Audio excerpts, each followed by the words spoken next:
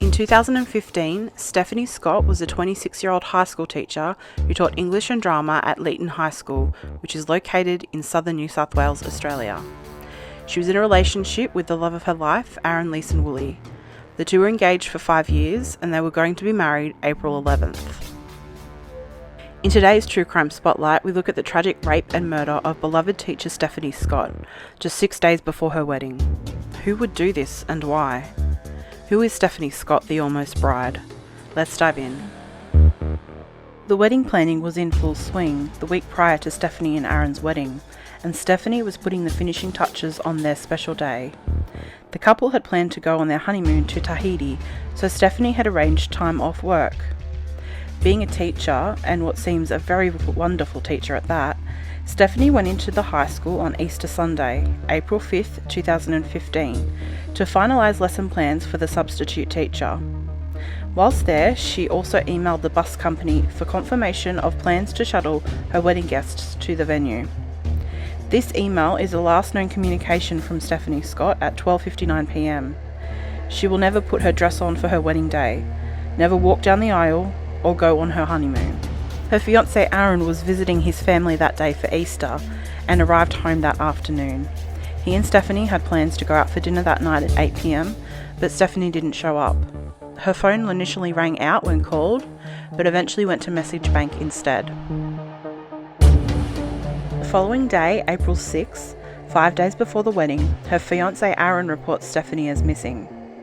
Some speculate that she may have had cold feet before the wedding, but Stephanie's family and friends know how madly in love she was and knew she wouldn't run off from Aaron or the family and friends who travelled in for their special day. Guests that came in for the wedding were urged to help with the search for the missing bride. Community and the media swarm to help in any way they can. Aaron tells news outlets, "It's baffling me. Where could she be? It's hard hearing she might have got cold feet. I know that she wouldn't have had cold feet." Stephanie's sister Robin tells Fairfax Media, "I spoke to her on that Saturday night and she was over the moon. She was so excited. She'd been to Griffith that day shopping and getting ready for the honeymoon. We spoke about how this time next week she would be married. There's just no clue. There's nothing that we're aware of. She just hasn't been seen since Sunday."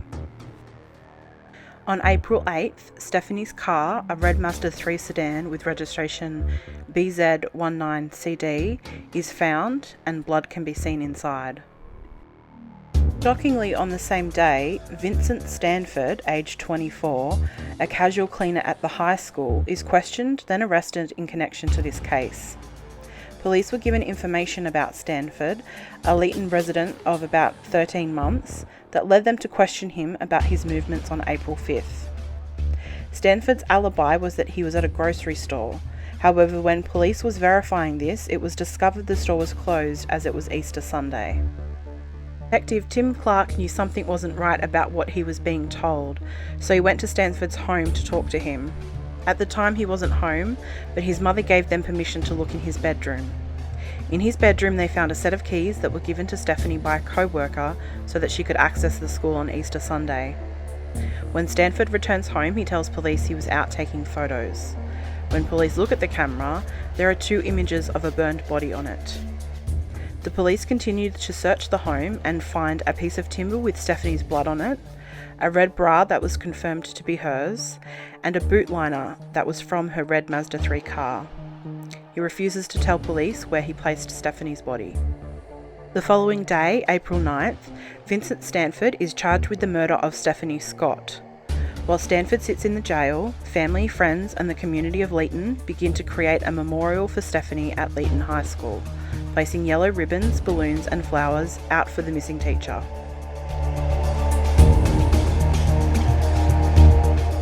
On Friday, April 10th, the laptop belonging to Stephanie is found, 5 days after she is reported missing.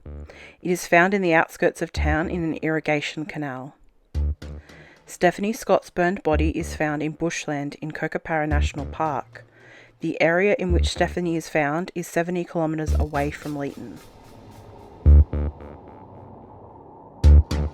Saturday, April 11th, 2015, on what should have been Stephanie and Aaron's wedding day, loved ones of Stephanie have a picnic for her and pay tribute.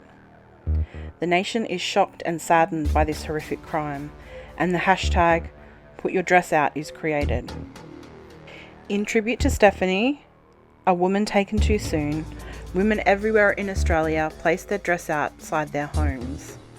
It is in honour of not only Stephanie, but the many women who lose their lives to violence every year here in Australia.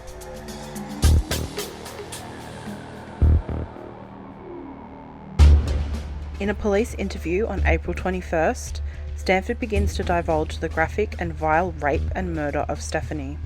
Stanford said he saw Stephanie Scott at the school and began to watch her. Originally, Stephanie wasn't his intended victim. It was revealed during court proceedings that Vincent Stanford planned to kidnap, rape and kill a 12-year-old girl who also lived in the Leeton area. However, the girl was away with her parents that weekend, so instead, sadly, Stephanie Scott became his victim. After watching Stephanie, Stanford goes to his house he lives in with his mother and collects what he calls is his rape kit. He returns to the school. As Stephanie is leaving the school, she says to Stanford, "I'm going home now, have a happy Easter." Stanford tells police that as she walks away to leave, he grabs her by the waist, put his hands over her mouth and pulled her into the storeroom. He then proceeds to rape her, punching her up to a shocking 30 to 40 times before plunging a knife into her throat and killing her. Stanford leaves Stephanie's body in a storeroom and goes home to have a cheese sandwich for lunch with his mother and older brother. Later that night, Stanford returns to the school where he loads Stephanie's body into her own car whilst he cleaned the scene of the attack. Stanford tells police during his interview that he used a high-pressure water cleaner to rid of any blood. Stanford then drives her car to the Kokopara National Park, 8.5 kilometres from where Stephanie was last seen. He burns Stephanie's body and dumps her car and laptop. Stanford decides to keep her bra. When asked by police why he kept it, he says, "I suppose as a souvenir." He takes 2 photos of her body on his camera. The following is police interview showed at court. Okay, so when you've taken her out of the boot, did you take the clothes off her in the boot or did you take clothes off her in the ground? On the ground. Ground? Yeah. Okay. Now obviously she had, at this stage, there was a lot of blood and did she have injuries to her face? Did you notice any swelling or...? Yeah, the right side of her face. Yep. It's quite... Near her eye. Yep. And that's from when you punched her when she was on the ground? Okay. And you said you threw some wood on it, or branches and stuff, and then did you put the fuel on after that, or did you put the fuel on before? After that. After that. Okay. And you put her clothes back in the car? Yeah. Yep. In the boot. Okay, so then did you use match to light the fire, or did you use a cigarette? Put some petrol on a stick, and I lit a match on that. Yep. And I chucked the stick on there. Yeah, and where'd you put it? I think it's still there, probably. Did you throw that in the fire or just drop it? No, I dropped it where the stick was. Okay, is that far away from the body or? No. No? Okay. So when you travelled after, did you stay around long to watch your body burn? Or? No, I left straight away. You left straight away? Now, so was it well alight? Was the body well alight when you left, or you didn't take much notice? Or yeah, it was well alight. Took a second. Petrol starts fast. So. Yeah. Okay. And then you travelled home. Which way did you go home? Same route. Same route? Yeah. I think I went to put our car on Pike Road. Yep. And I walked the rest of the way back home. What about the earrings, engagement ring? No, I might have taken that off earlier. Earlier? Where did you take those off? Probably when I was at home. No. When I went and collected all her stuff at the high school. Would have been. Not her earring stuff. Her engagement ring, you remember taking that? Yeah. High school. Where did you put her engagement ring? Don't know. Chucked so much stuff out. Yep. So you got rid of that with the clothes, did you, or? I would have chucked it in a bin somewhere when I chucked everything else out. But Okay, so, but you do remember taking an engagement ring off her finger? yeah, At she the wore school? 2 rings. Wore 2 rings on the same finger, were they, or No, different fingers. what fingers were they on? Do you remember? And then a right index finger and the other on the left, I think. Right index or Nah, this one. ring finger? Yeah, ring fingers. Okay. So, and you took those off at the school Yeah. after you walked back, or before you went home first time? Before I went home, when I collected all her stuff, I think. Okay. Why did you take her engagement ring off then?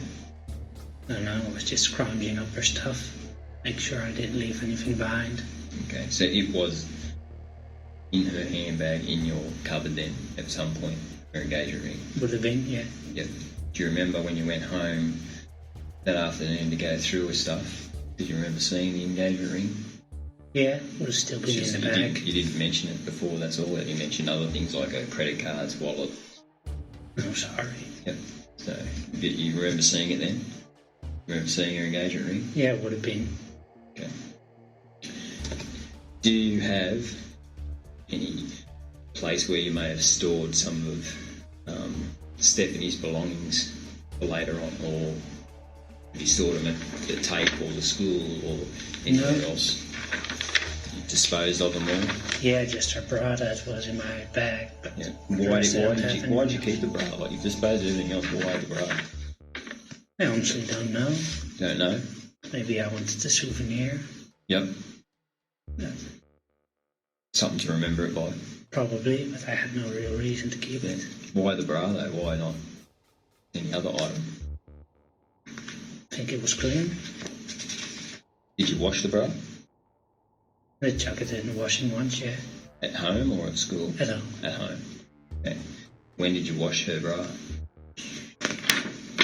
Tuesday afternoon, evening would have been. Okay. Her engagement ring. Can you think where that would be? No. Is that in a bin? Do you know if that was taken to a bin? Do you know if that was thrown out a window? Do you know? It would be in a bin somewhere, but I have no idea where. Which you don't know which bin? No. A bin in Leeton or a bin in Griffith? In Leeton, probably. Probably. Yeah. Located back on premises near used to something like that. Might have been an old one. Done anything with her? So, did you sexually assault Stephanie No. while she was alive No. or deceased? No. When you took her out to Kokopara National Park, are you able to tell me the time that you took her out there? Time I got there, it might have been 2 a.m. in the morning. Okay. And whereabouts, you say near Jacks Creek, can you describe for me the precise location near Jacks Creek that you put her body? If you drive past Jacks Creek, but don't go into it, somewhere between 10 and 15 meters on the left-hand side, there's a clearing with a fallen over tree where her body was. Okay. And you say you used petrol. Yes. Did you place any timber under or over her or anything like that? Yes. Okay. Where did you place the timber, under or over? On top of her. Sorry. On top of her. Okay. And how big was the fire? It was quite large. Did it burn any other area there? Is there any other area burning? No, I think just the immediate surrounding, not a whole lot. Okay. How long did you stay there for while her body was burning? I left straight away. And where did you go then? Pike Road to park our car.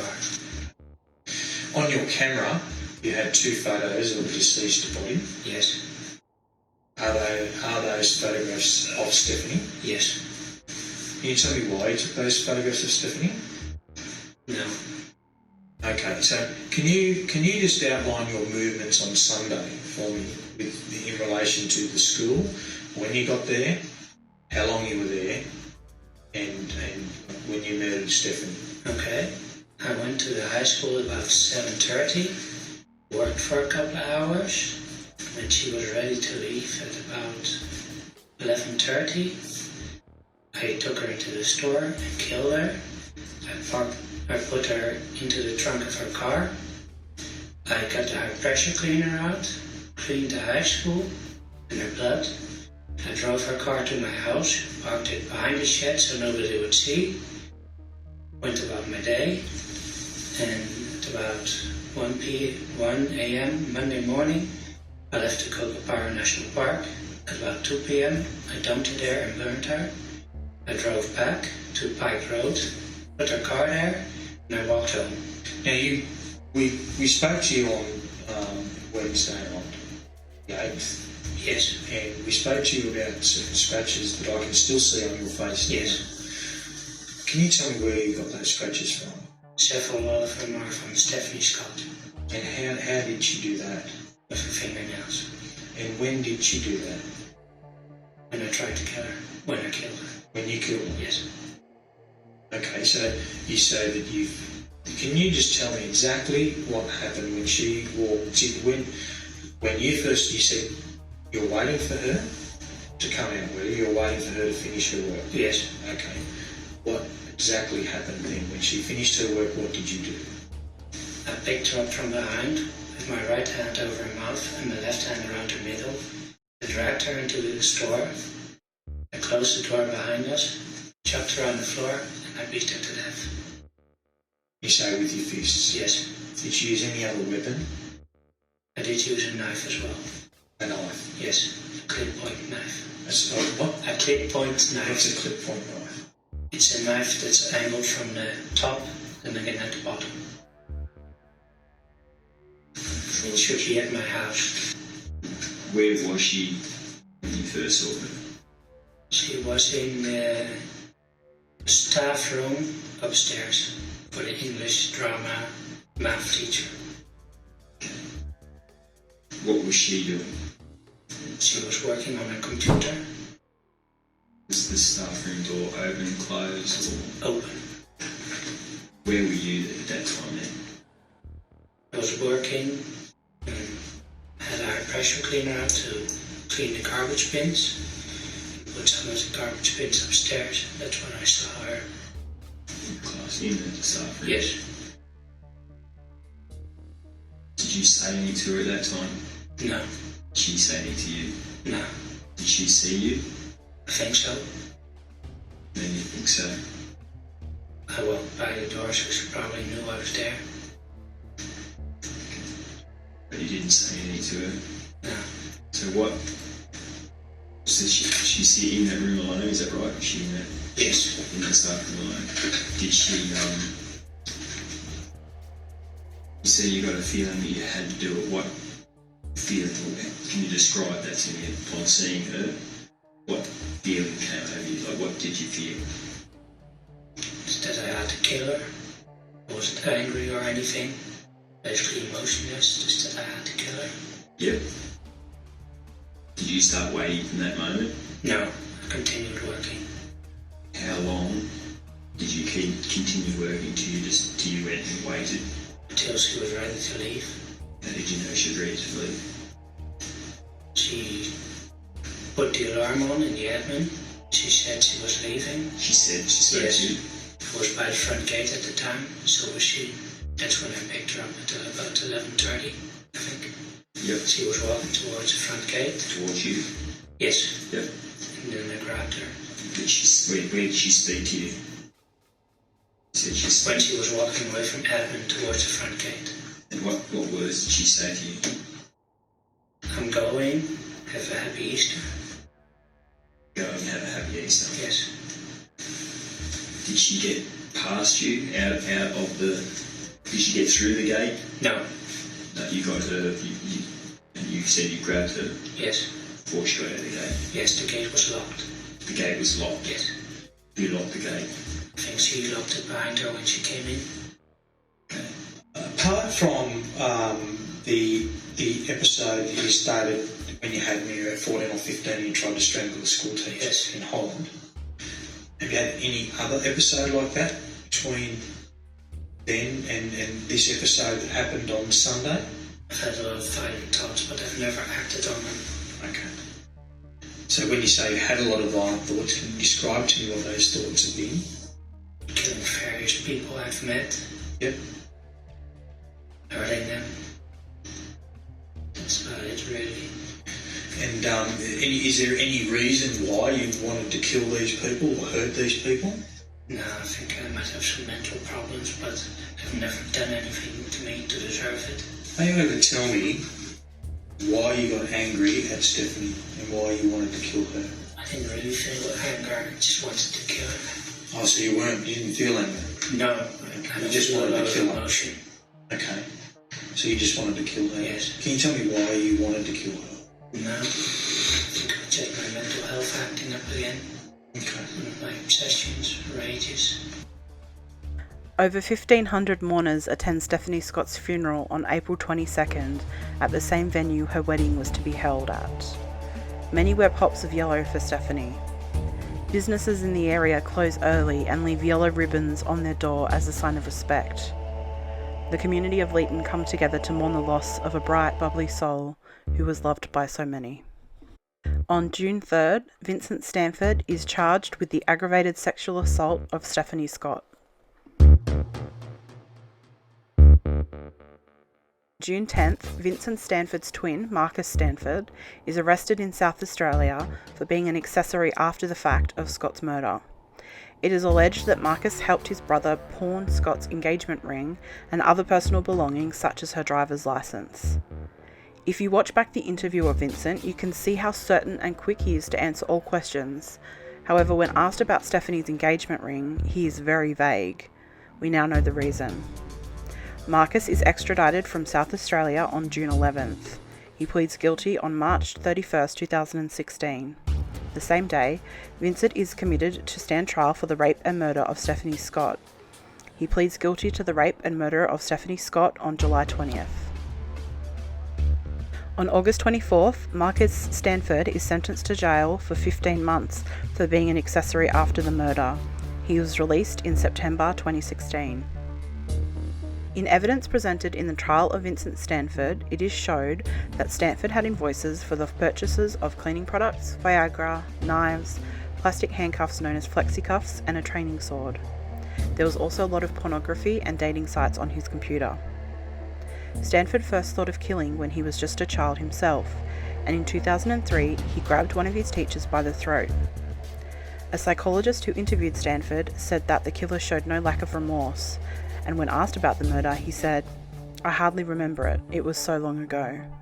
Vincent Stanford is sentenced to 15 years for the aggravated sexual assault, followed by a life sentence for the murder.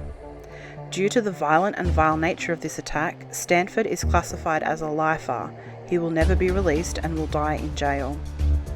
Upon sentencing, the judge stated, "Mr. Stanford's culpability is so extreme that the community interest in retribution, punishment, community protection, and deterrence can only be met with the imposition of a life sentence."